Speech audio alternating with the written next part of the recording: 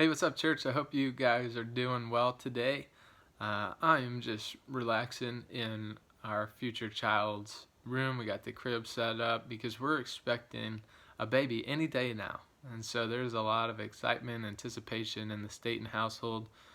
We've been seeing this kid grow for 9 months, and we're finally ready to know if it's a boy, a girl, what their name will be.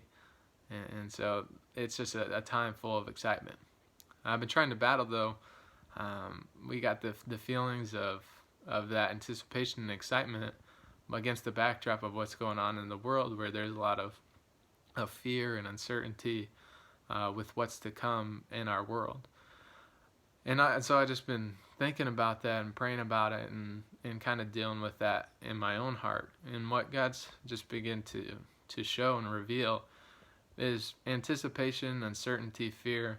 You can kind of throw them into the same boat, because reality is we're all just trying to figure out what's to come in the future, whether that's based out of fear, whether that's based out of excitement. We all just want to know what's to come. And so Jesus had something to say about that himself. And now the question was not what's coming after the coronavirus or who my child going to be. The question that he was asked is, when's the kingdom of God coming? When are we going to see the kingdom of heaven? And so Jesus actually gives this answer. I want to read it for you. It comes out of Luke 17. When he got asked, when is the kingdom of heaven coming, he answers, the coming of the kingdom of God is not something that can be observed, nor will people say, here it is or there it is, because the kingdom of God is in your midst. And so Jesus basically goes to this question, and I love it. He goes, you're missing out. You missed the point. I'm standing right here. The kingdom of God is in your midst. And so a couple chapters later in Luke 19, he tells a parable to illustrate his point that he's making. Many of us have probably heard the parable. It's the parable of the 10 minas. Essentially, the point, I want you to read it, Luke 19, halfway through the chapter, you'll see it. But Jesus basically tells a story about a king who comes, and then he's going to go off to a distant country. And so he leaves money for 3 servants because he wants them to handle it and use it wisely and hopefully grow it. And so he leaves the money with 3 different servants. The first 2 servants he leaves money with, and when he comes back, he finds that they have invested it and they have grown it, and because of their faithfulness, he entrusts to them cities in his kingdom. When he comes to the third, he goes, hey, what did you do with the money that I left you? The servant looks back and goes, I was afraid, and so I just hid it, and I didn't do anything with it, because I know that you reap where you don't sow, and you're a hard man.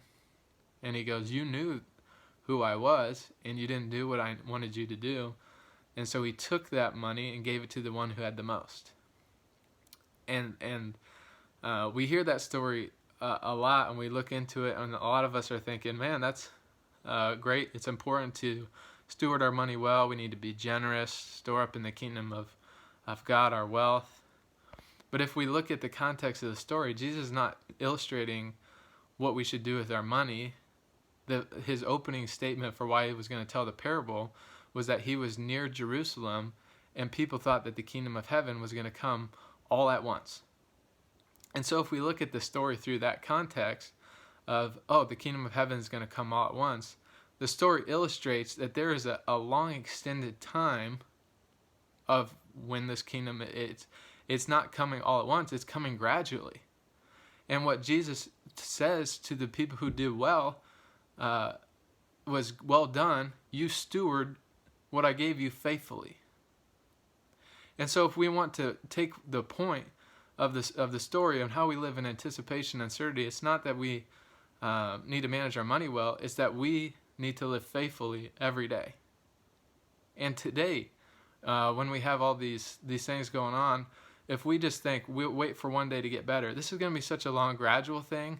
We could miss out terribly if we just don't take each day and live faithfully. And so how do you live faithfully each day? just wake up in the morning and go, God, I want to serve you. Show me how to live faithfully today. And yeah, maybe even if you don't know what God's voice sounds like, God's still speaking to you. Just imagine the thoughts that come into your head, and maybe even journal them for a second. When you write down all the ways, you will certainly begin to see that God is orchestrating your steps. And so just pay attention to the thoughts that God has been putting into your head, and just live faithfully with what He's given you each and every day. And I look forward to seeing you someday, but until then, we're going to live faithfully together from a distance. Peace.